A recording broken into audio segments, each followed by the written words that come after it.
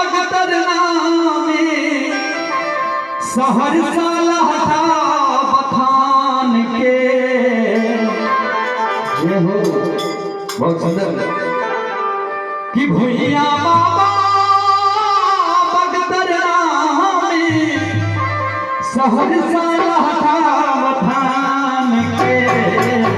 मिथिला धरती लोध के उगना विद्यापति भगवान के। मिथिला धरती लोध के उगना विद्यापति भगवान के। भुइया बाबा बगतरना में भुइया बाबा बगतरना में सहरसा लहटा बखान के। मिथिला धरती लोध के उगना विद्यापति भगवान के। मिथिला धरती लोध के उगना विद्यापति भगवान के।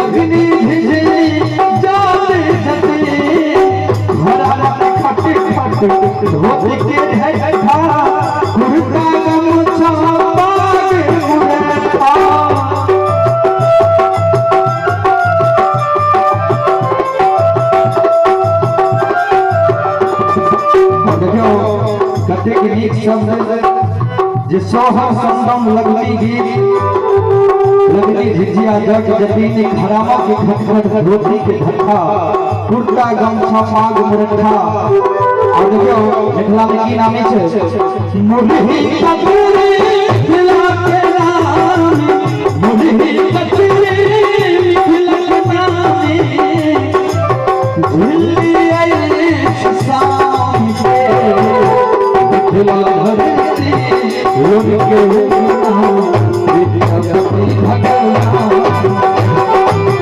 मिथिला धरती उनके नाम विद्यापति भगवान के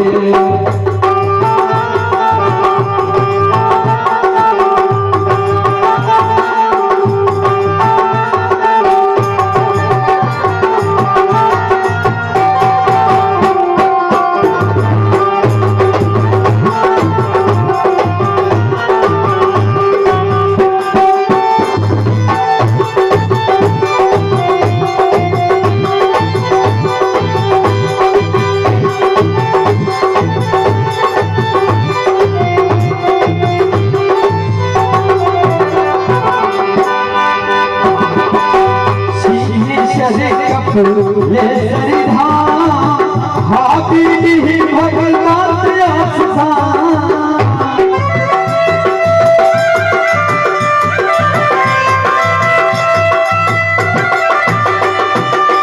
सलह सजीना हजरी